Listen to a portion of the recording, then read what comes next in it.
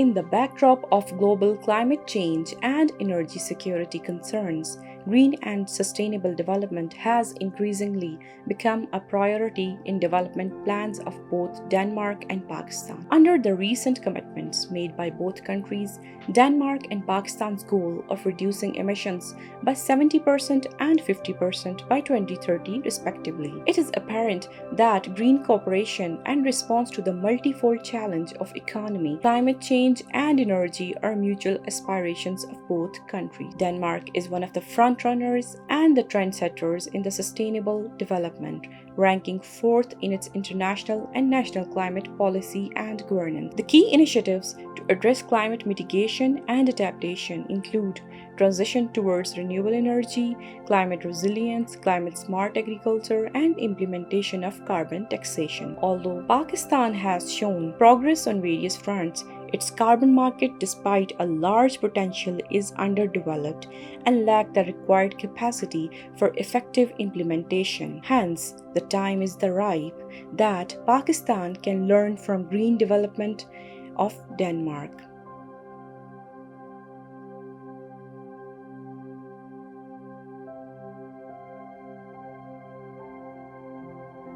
Carbon market, basically, we in the business community, in our day-to-day life, we require some incentive to produce more than what is required under mitigation from climate change and these extreme weather patterns. We have this concept of certified emission reduction, that because we are taking certain measures through which we are reducing the carbon dioxide emission, and that can be certified, and those certified emission reduction can be traded.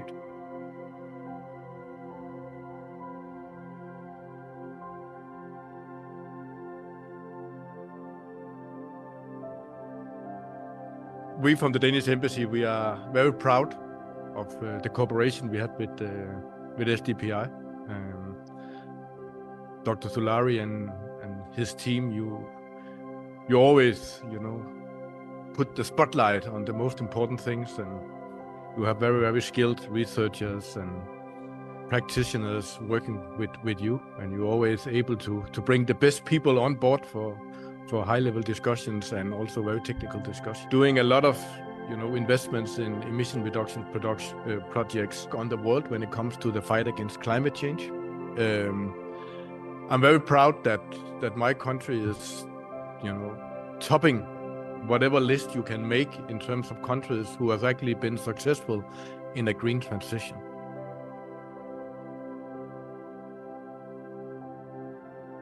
There are some, I would say, top industry level standardization agencies. For example, I named few of them: Vera, Gold Standard, and GCC. They provide you with very transparent sort of mechanism to verify, to measure these emission reduction. They ensure high quality carbon credits. So we need to target these sort of registering agency persistent and long-term high priced, high quality carbon credits going on.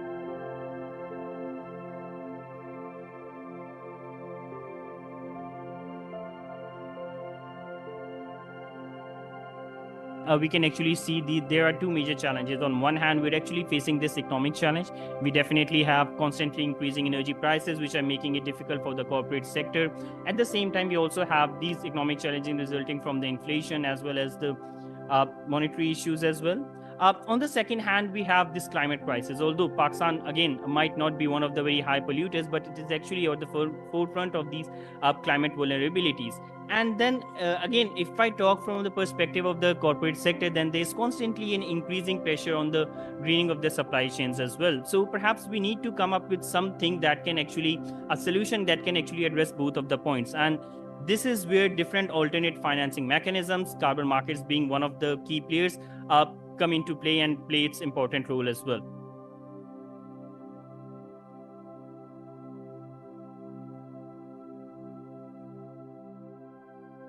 For the success of carbon markets, effective communication is the key. Keeping this in view, SDPI, in collaboration with the Embassy of Denmark, has been conducting different capacity building workshops for the journalists and also for the climate and social media activists. So there is a chance that more awareness is created, because we want that this concept of carbon markets should become so easy for everyone that even a common farmer is able to understand why carbon markets are necessary. And because of this initiative, we are launching more awareness campaigns in local languages as well, to make carbon markets more easily understandable process and concept for the masses in Pakistan.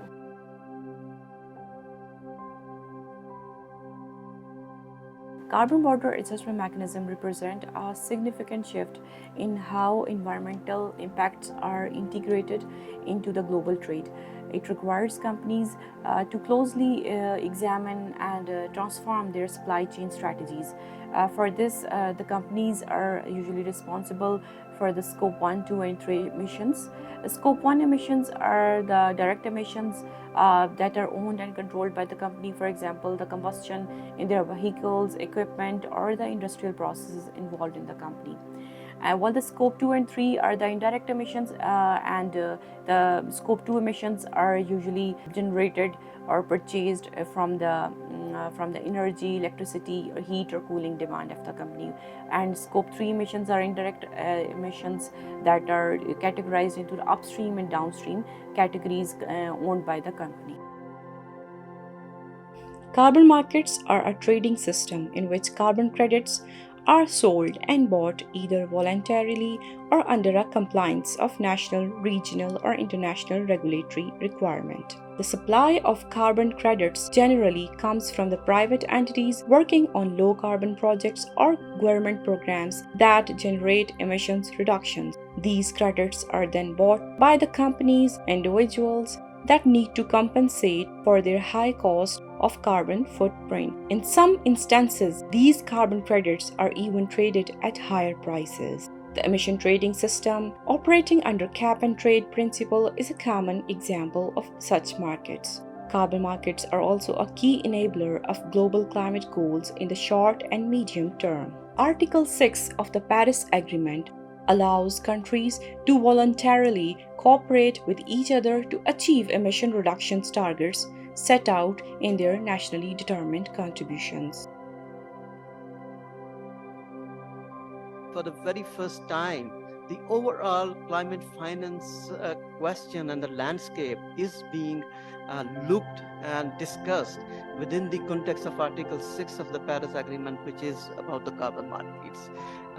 So somehow this feeling and this understanding is emerging that carbon markets can provide those can to some extent fill the financing gaps which are prevailing right now in the market.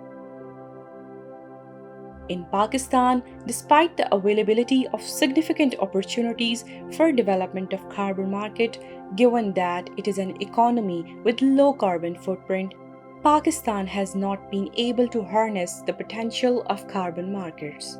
No local, national carbon trading mechanism currently exists that can be utilized by the private sector entities to lower its emissions. Potential areas for scoping carbon markets in Pakistan are climate mitigation, climate adaptation, sustainable economy, and circular economy.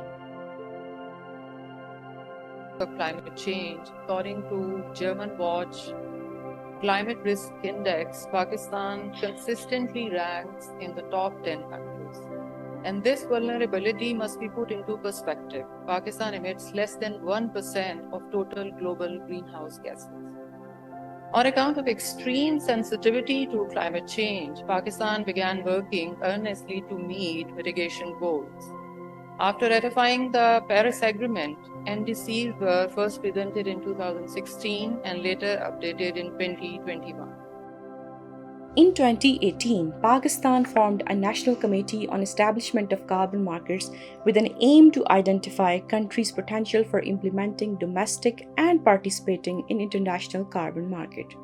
While Pakistan's Ministry of Climate Change and Environmental Coordination reported on different carbon pricing instruments, countries still struggling to grapple with its complexities, understand ramifications, and develop an effectively implementable structure. Switzerland की हुई हुई है। अब क्या हुआ है कि Thailand में उन्होंने ई व्हीकल्स इंट्रोड्यूस किए और उस ई व्हीकल्स के उन्होंने कार्बन क्रेडिट बनाए जो स्विट्ज़रलैंड ने फिर ख़रीदे हैं, विच मीन्स कि स्विट्ज़रलैंड ने इन्वेस्टमेंट कर दी है थाईलैंड में। जब से वो क्या कहते हैं हुआ है ये प्रोजेक्ट, थाईलैंड में बूम आ गया है ई मोबिलिटी का। Everybody is moving towards e-vehicles, everybody is wanting to get in on this program. So हमारे जैसे मुल्कों में तो बहुत एडवांटेज है सर इस तरह के काम करने का, क्योंकि हमें बहुत ज़्यादा कार्बन मार्केट से दूसरी क्लाइमेट फाइनेंस की फंडिंग अवेलेबल है, GCF की अवेलेबल है। लगेंगे इसमें जो SDGs जिनको कहते हैं वो बहुत ज़्यादा टेक होते हैं।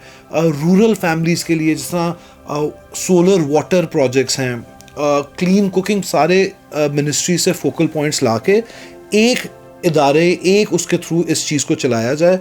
और एक हमारी कार्बन पॉलिसी है जिसके अंडर काफ़ी इन्वेस्टमेंट पाकिस्तान में आ सकती है। वो कार्बन पॉलिसी का ड्राफ्ट बना हुआ है हमारा। You have to have a long-term, stable vision and a roadmap, which is credible, and then I think the investors will come. I mean, that has been the case in Denmark for many years. To develop these realistic energy outlook reports, have policymakers supporting it, not only for 4 or 5 years, but actually do it for many years to create some stability for the investors. I think that's really needed. Because I think one thing the investors really don't like is instability.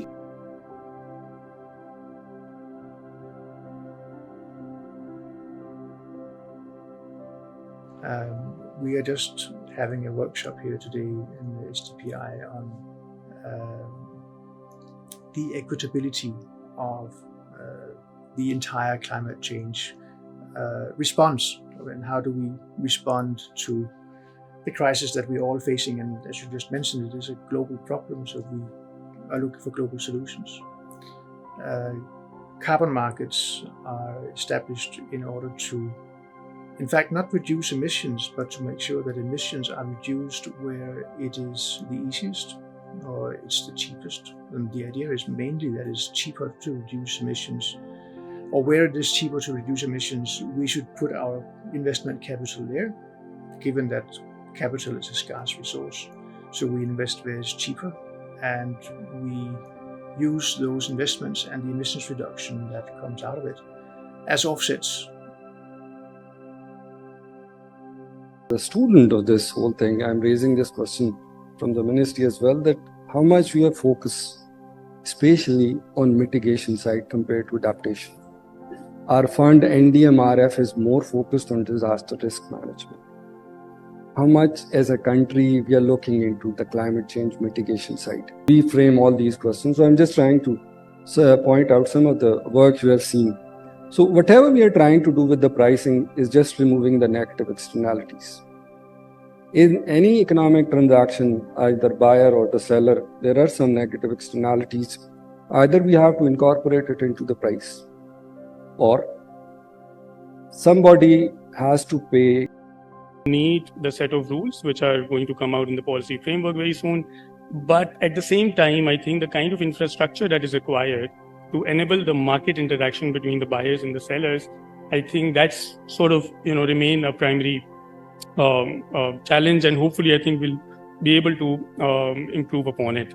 So in terms of the digital infrastructure, there is one thing that we always talk about, which is MRV. Obviously, there is going to be a market. The market is then going to be monitored, reported, disclosures, and verification. So this entire architecture, which is going to be on the digital side, will have to be put in place for us to really transact. The market is to be sort of governed by the private sector, and it has to enable the private sector to come forward and really take a very a leading position. MOU with the Pakistan government, Ministry of Climate Change and Environmental Coordination. So in our MOU, the activity we are going to do, the main activity we are going to do from Vera side is we are doing the capacity building program to the ministry staff and the other relevant stakeholders identified by the ministry. First, I will start with we signed an MOU with Vera recently, which you guys know about. We have Ashok over here. Angelo is our main focal point from the government side. I'm the main focal point as a technical person. So this is one thing we are looking forward to. We are looking forward to, in collaboration with Vera, to build the capacity of our private sector, to build the capacity of the people who are interested in moving forward with VCM and VCM projects. We have also circulated within the private sector. We developed a committee on VCM and net zero.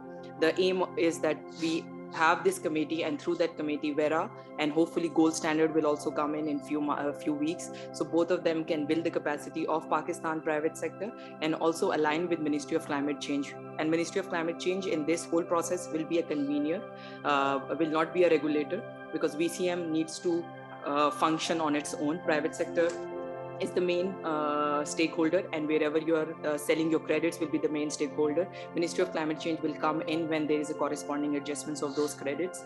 And for that, coming to the second part of the work we are doing, we are developing a framework. This framework is not a legal document, it's more like a guiding document for the world to know that Pakistan is open for carbon market, not just for VCM. We are open for 6.2, 6.4 VCM with corresponding adjustments, VCM without corresponding adjustments.